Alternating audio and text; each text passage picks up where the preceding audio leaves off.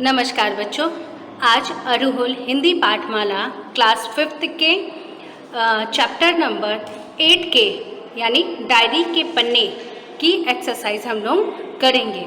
बच्चों, ये पाठ में हमने क्या देखा था कि एक डायरी को मनुष्य किस प्रकार से लिखता है, व्यक्ति किस प्रकार से लिखता है, उसके अंदर क्या इम्पोर्टेंट है। डायरी क्यों लिखते हैं? डायरी हम अपने मनोभाव को यानी अपने मन के भाव को प्रत्यक्ष रूप से सामने प्रत्यक्ष रूप से रखने के लिए लिखते हैं, ताकि हमारी यादें सुनिश्चित रहे और उसमें डेट यानी तारीख और सन लिखना बहुत ज़रूरी होता है।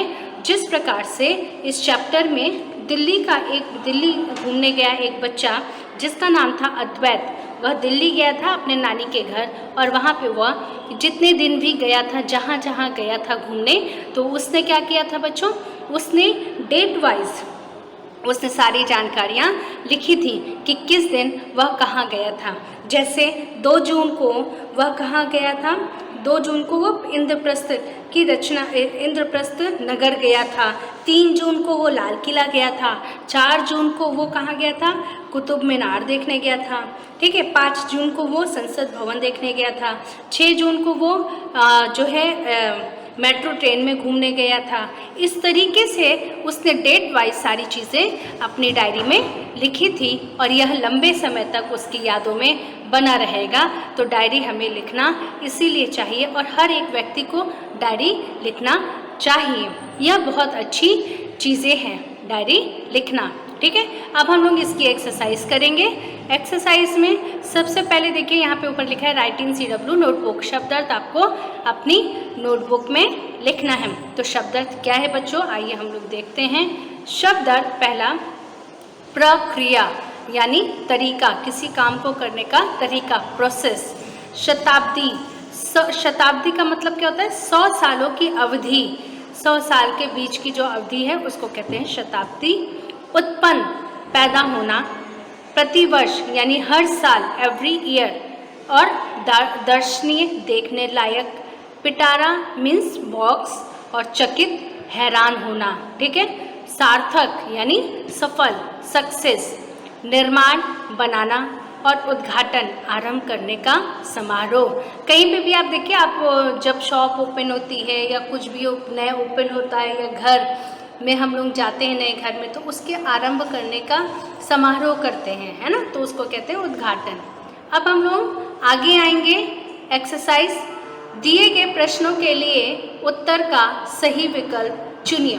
लाल किले का निर्माण किसने करवाया था? किसने करवाया था? शाहजहां ने करवाया था लाल किले का निर्माण। कुतुब मीनार की ऊंचाई कितनी है? तो कुतुब मीनार की ऊंचाई कितनी है? 239 फुट ऊंची है। तो बच्चों फिर जो है, अब देखिए, हमारे देश के कानून के लिए, हमारे देश के लिए कानून किस भवन में बनाए जाते हैं? हमारे देश में कानून किस भवन में बनाए जाते हैं? संसद भवन में। हमारे देश में कानून संसद भवन में बनाए जाते हैं। 6 जून 2018 को अद्वैत दिल्ली के किस जगह को देखने गया था? तो 6 जून को बच्चों कहाँ गया था वो? 6 जून को मेट्रो ट्रेन देखने गया था। ठीक है, अब आएगा भाषा की बात। इट मीन्स व्याकरण पोषण। जैसा कि आप जानते हैं कि जिन्हें हम अनुभव कर सकते हैं पर छू नहीं सकते, उन्हें भाववाचक संज्ञा कहते हैं। जैसे मिठास, शत्रुता, मित्रता, यानी छू नहीं सकते, सिर्फ क्या फील करते हैं, एहसास करते हैं। तो अब निम्नलिखित शब्दों की भाववाचक संज्ञा बनाइए। जैसे स्वतंत्र, तो स्वतंत्र होने पे क्या महसूस करते हैं? स्वतंत्रता। मिठाई की क्या महसूस करते हैं? मिठास, है ना। खुश की खुशी। हरा का हरियाली देखते हैं, है ना बच्चों। अब बच्चा, एक बच्चे का क्या देखते हैं? बचपन। क्या देखते हैं? बचपन। गोल की गुलाई देखते हैं। माता की ममता। राष्ट्र का राष्ट्रीयता। क्या देखते हैं? राष्ट्रीयता। अब देखिए, निम्न शब्दों की वर्तनी शुद्ध कीजिए, यानी इनकी मात्राओं को सही करना है। तो लाल किला, तो किला नहीं होता, लाल किला।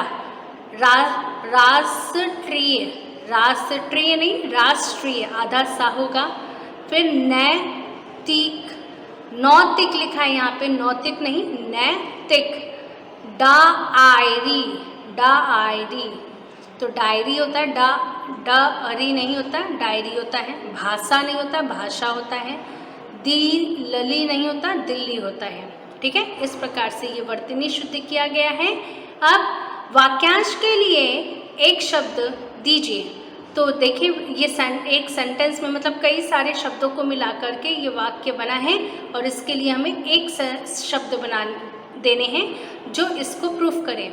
जो देश देखने योग्य हो उसे क्या कहते हैं? दर्शनीय कहते हैं। इतिहास से संबंधित ऐतिहासिक कहते हैं। जिसके आने की तिथि निश्चित ना हो अतिथि, और जो साधारण ना हो असाधारण उसको कहा जाता है। अब देखिए नेक्स्ट, नीचे दिए गए वर्ग पहेली में से संज्ञा संज्ञा के भेदों के शब्द चुनकर लिखिए। देखिए नीचे दी गई वर्ग पहेली में से संज्ञा के भेदों के शब्द, यानी यहाँ पर जो भेद लिखे हैं इसके शब्द यहाँ से ढूंढने हैं। ठीक, तो अब देखिए पहला है भाववाचक संज्ञा।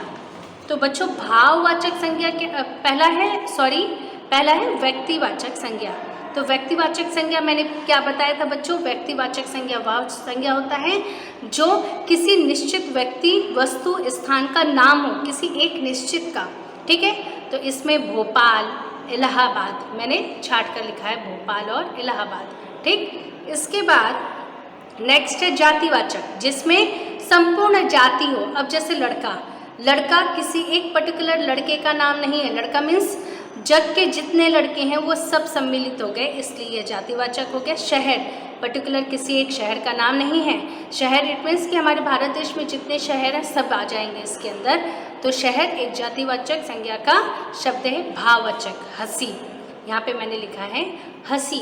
अब एक जो बाकी है इसको आप इसमें से ढूंढ करके कंप्लीट करेंगे। तो बच्चों इस प्रकार से हमारा चैप्टर की एक्सरसाइज ख़त्म होती है, और आपसे आशा करती हूँ कि आप इस चैप्टर को बहुत अच्छे से पढ़ोगे, समझोगे, और ये सारी एक्सरसाइज को बहुत अच्छे से कंठस्थ करोगे। धन्यवाद बच्चों।